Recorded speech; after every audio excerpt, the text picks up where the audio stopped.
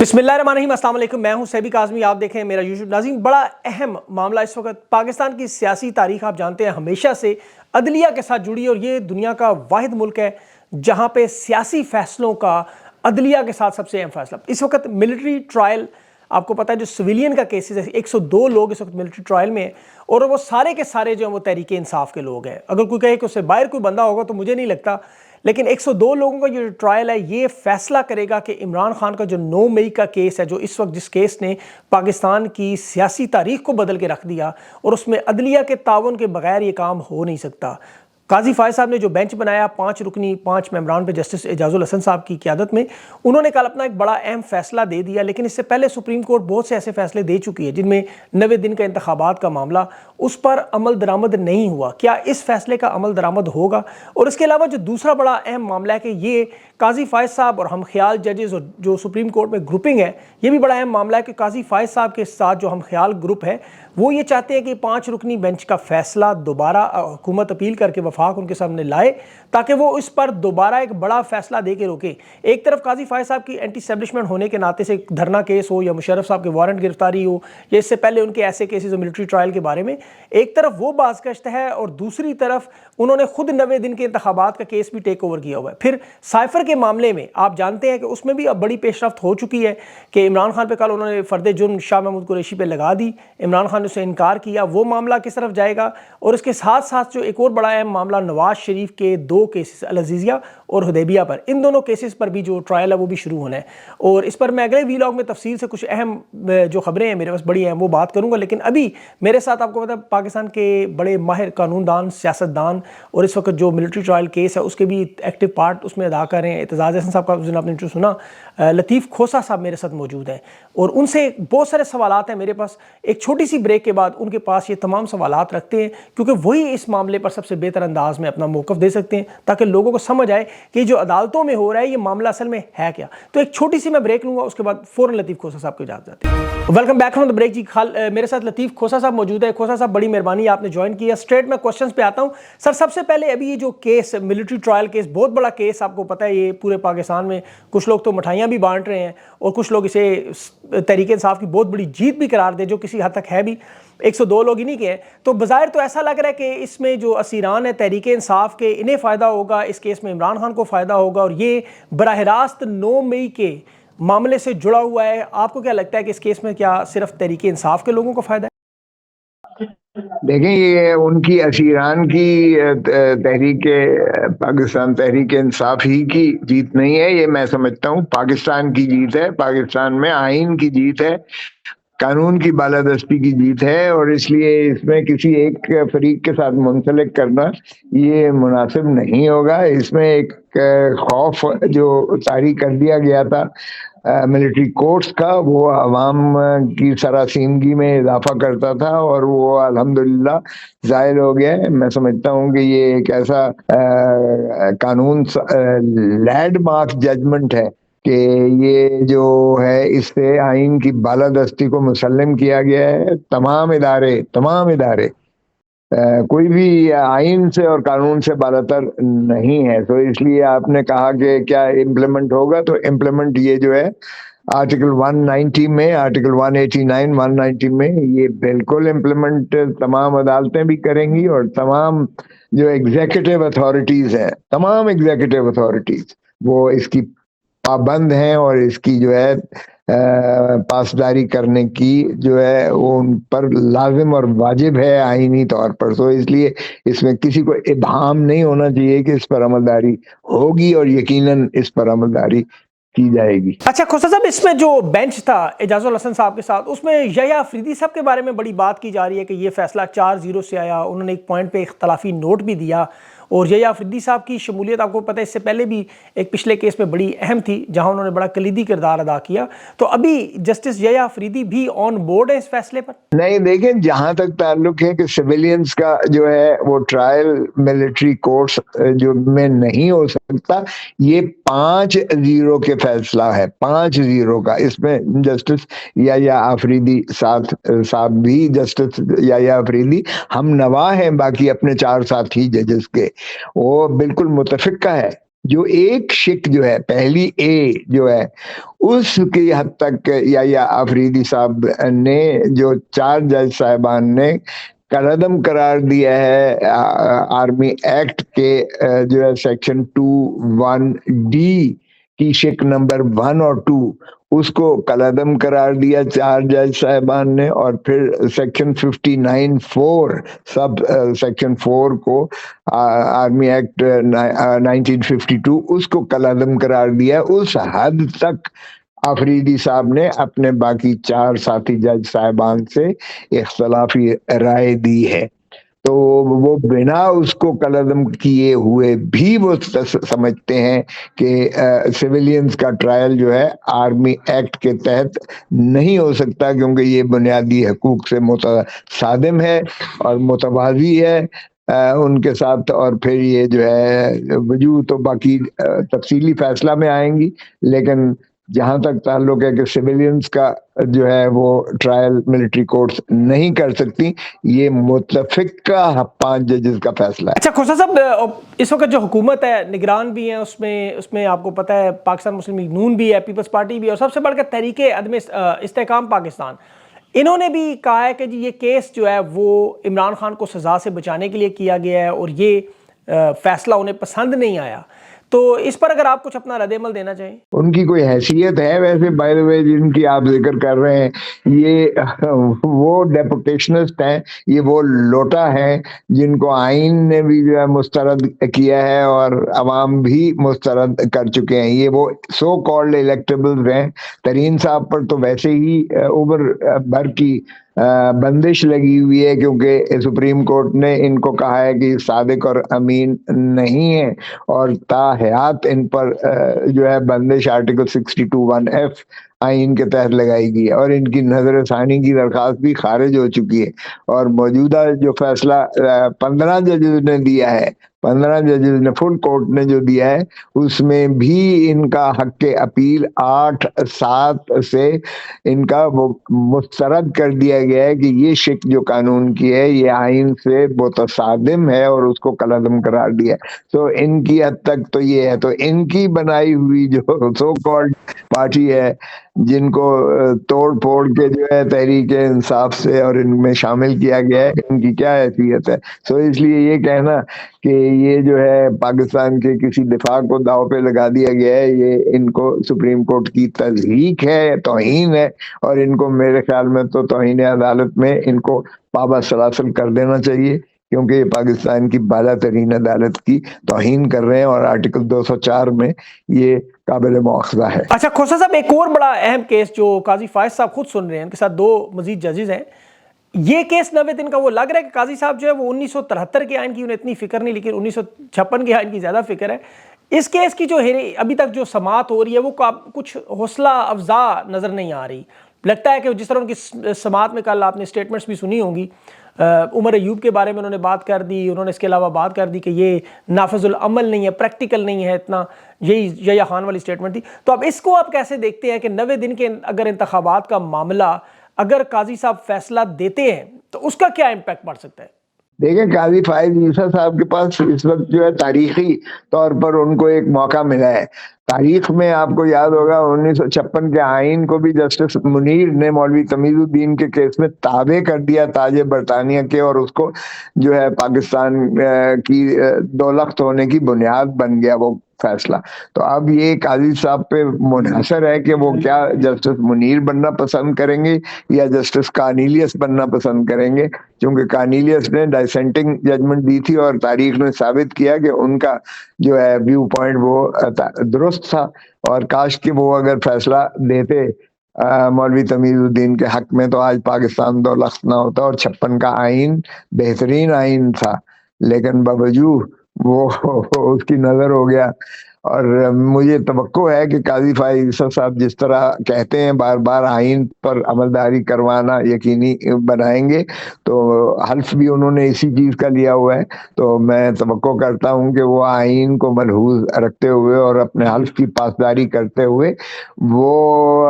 اس کو جو ہے الیکشن کو یقینی بنائیں گے، اور فی الفور اور شفاف الیکشنز کروانے کی طرف جو ہے وہ کیئر ٹیکرز کو بھی مجبور کریں گے اور الیکشن کمیشن آف پاکستان کو بھی پابند کریں گے. یہ اس کیس کی سماعت کے دوران جیسے عمر ایوب صاحب کو انہوں نے نام لیا، ایوب خان کا بھی ذکر انہوں نے کر دیا، اس کے علاوہ جس انداز میں وہ بات کر رہے تھے جیسے روپوش لوگوں کی انہیں کوئی پرواہ نہیں، لاپتہ لوگوں کی کوئی پرواہ نہیں، آج شیخ رشید کو ہارٹ اٹیک کی خبریں بھی آ رہی ہیں. اس کے علاوہ وہ فرخ حبیب، عثمان ڈار، ماضی میں آپ ان سب لوگوں کو جانتے ہیں صداقت باسین کے ساتھ کیا ہوا، لیکن قاضی صاحب نے کبھی یہ زحمت نہیں کی. اور شیخ رشید تو ان کے ایک کیس میں درخواست گزار بھی تھے، اور پھر انہوں نے بعد میں کہا کہ ان کا نام نہ لیا جائے. تو ایک طرف تو وہ باتیں ایوب خان کے دور کی بھی کر رہے ہیں اس کیس کی سماعت کے دوران، لیکن جو موجودہ ان کے سامنے حالات ہیں اس پر کوئی پیش رفت نہیں کرتے. کیا یہ انسانی حقوق کا معاملہ انہیں نہیں اٹھانا چاہیے؟ نہیں، یہ ذرا کل کا انتظار کریں. یہ میں پٹیشن کر رہا ہوں چودھری اعتزاز احسن صاحب کی طرف سے ایک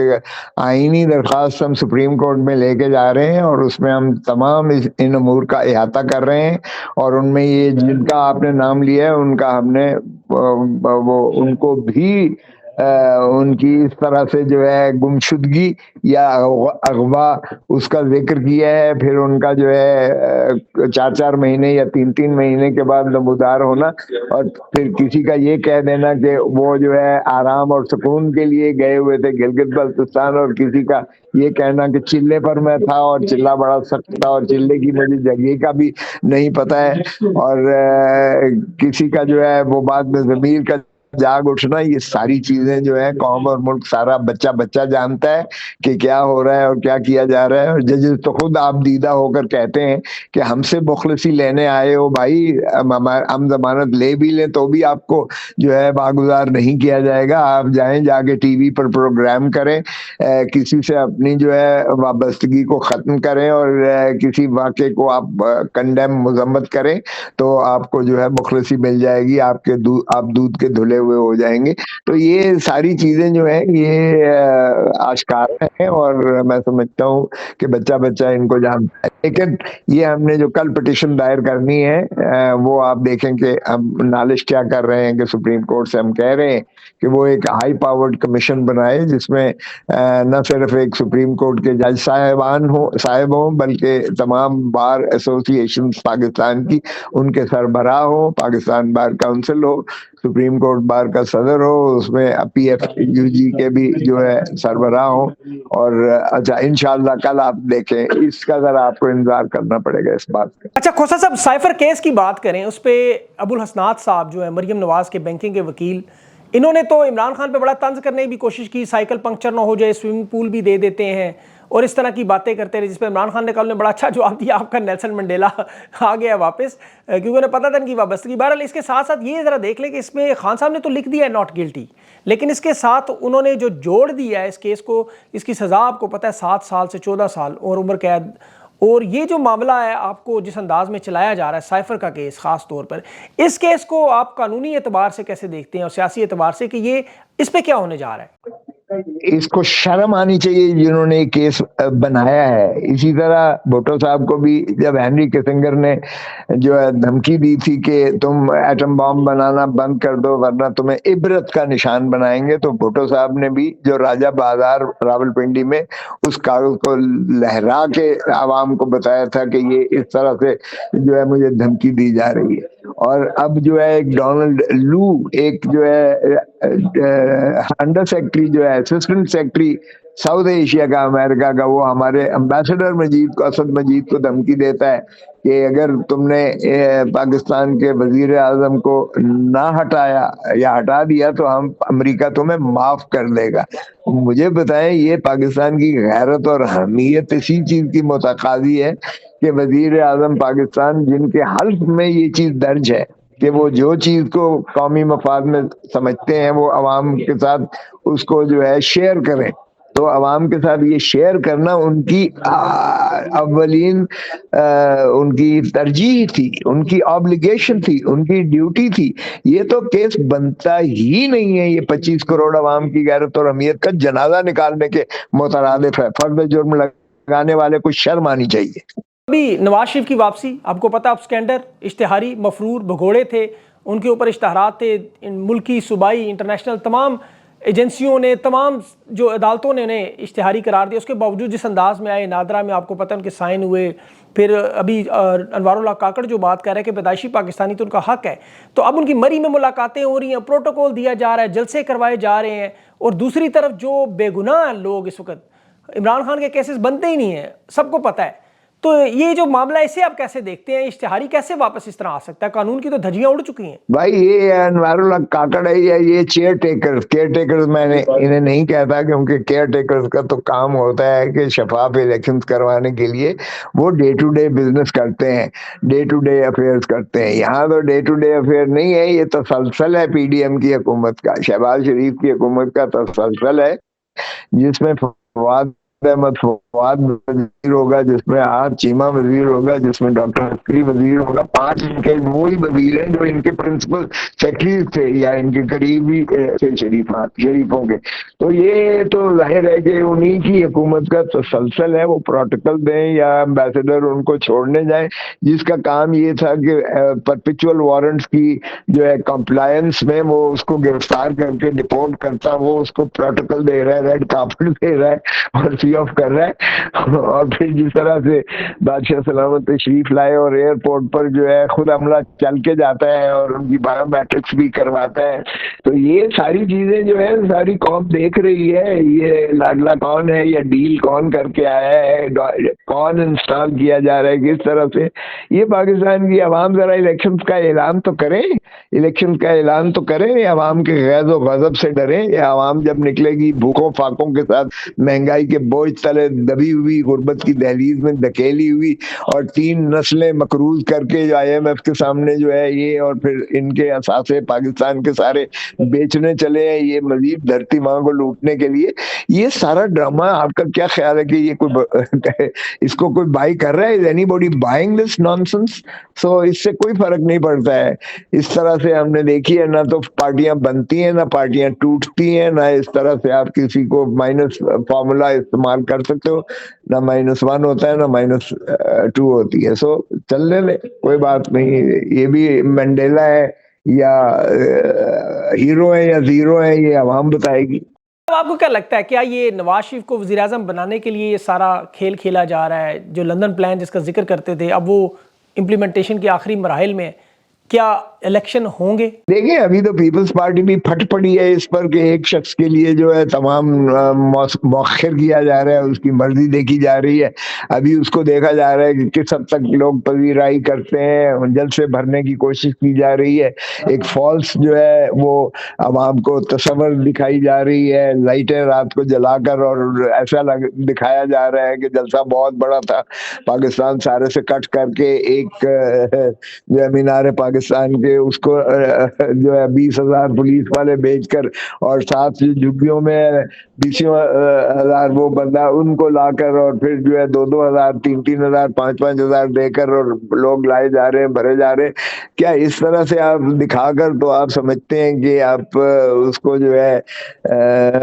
الیکشن سے عوام کی جو ہے ذہن کو تبدیل کر دیں گے؟ تو یہ ساری چیزیں جو ہے پہلے اپنی اپیلیں تو بھگتا لیں, پہلے اپنے خلاف جو الزامات ہیں, جو جرائم کی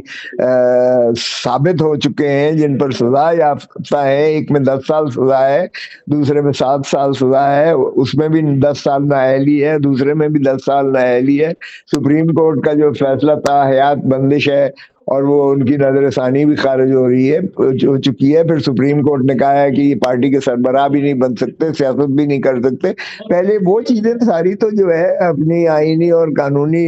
وہ اپنا وہ تو کر لے, اس کے بعد جو ہے دیکھیں کہ عوام کس طرح سے ان کی پذیرائی کرتی ہے, اور عوام کو یہ فیصلہ کرنے دیں. عوام کا حق ہے, شفاف الیکشنز کروائیں, ٹھیک ہے. پھر دیکھ لیں کہ اگر عوام انہیں پھر بھی پسند کرتی ہے تو پھر ٹھیک ہے. پاکستان کا مقدر اگر یہی ہے کہ اسی طرح پاکستان لٹتا رہے اور غربت کی دہلیز میں عوام جو ہے دھکیلے جائیں, اور مہنگائی کے بوجھ تلے وہ جو ہے دفن ہوتے چلے جائیں, تو پھر ٹھیک ہے, پھر اللہ حافظ ہے. 2 سپریم کورٹ کے ججز, اور دونوں جو ہے قاضی فائز صاحب کے گروپ کے, ان کے بارے میں کہا جا رہا ہے کہ کوئی فحش ویڈیوز بھی موجود ہیں, جس کی وجہ سے مجبور کروا کے فیصلے لیے جا رہے ہیں. آپ اس سارے عمل کو بڑی اچھی طرح جانتے ہیں, جو ویڈیوز کا سلسلہ ہے. آپ کو لگتا ہے کہ یہ معاملہ ایسا ہو سکتا ہے؟ نہیں تو وہ تو شروع سے کر رہے ہیں، پہلے انہوں نے حملے کیے، آپ کو پتہ ہی ہے، پاکستان مسلم لیگ کا وتیرہ ہی ہے وہ، ہر حربہ استعمال کرتے ہیں۔ کوئٹہ میں آپ نے دیکھا چمک کی ریت ڈالی، پھر حملہ کیا، پھر ابھی بھی جو ہے ریسنٹلی ساری پی ڈی ایم نے آ کر جو ہے ریڈ زون میں سپریم کورٹ کے دروازے کے باہر سامنے کھڑا ہو کر سارے چیف جسٹس اور سابقہ چیف جسٹس اور ججز کو جس طرح گالیاں دی وہ سبھی کے سامنے ہے۔ باقی تو کوئی پیڈیا پر نہیں مار سکتی ہے ریڈ زون میں، لیکن ان کو پوری چھوٹ ہوتی ہے۔ اسی طرح جب سپریم کورٹ پر سجاد علی شاہ کی سپریم کورٹ پہ جب حملہ کیا تھا، دیواریں پھلانگی تھی، ان کے در و دیوار جو ہے پامال کیے تھے، چٹکنیاں توڑی تھیں سارا، اور وہ اندر چیمبرز میں چٹکنیاں لگا کر اور وہ کنڈیاں بند کر کے انہوں نے اپنی جان بچائی تھی۔ اس وقت بھی ریڈ زون بھی تھا، سپریم کورٹ بھی تھی اس وقت، تو ریاست پر حملہ اس کو تو کسی نے تصور نہیں کیا۔ اس وقت تو 9 مئی والا حال نہیں ہوا۔ 9 مئی کیا کور کمانڈر کا گھر زیادہ محترم ہے مقدم ہے سپریم کورٹ جیسی یعنی اعلیٰ ترین عدلیہ پر اور چیف جسٹس پر حملہ کرنا اور ججز پر حملہ کرنا، کیا وہ ریاست پر حملہ نہیں ہے؟ اور اس کے جو ہے حملہ کرنے والوں کو کیا غدار نہیں قرار دیا جا سکتا؟ یا ان پر جو ہے یہ اس طرح کے کیسز جو ہے اینٹی ٹیررزم ایکٹ وغیرہ کے سنگین دفعات اس پر نہیں لگائے جا سکتے؟ تو اس جماعت کو بین نہیں کیا جا سکتا ہے جو اب ایک اور جماعت کے خلاف پورا بھرپور ایکشن ہو رہا ہے؟ ان پر تو یہ تو لاڈلے ہیں، یہ تو دودھ کے دلہے ہو جاتے ہیں، اور ان پر تو کوئی حرف نہیں آتا ہے، یہ جو مرضی کرتے رہے۔ تو یہ دوہرے معیار جو ہیں، دو طرح کے قانون جو ہے، ایک اشرافیہ کے لیے یعنی ان کے لیے شریفوں کے لیے اور قانون ہے، اور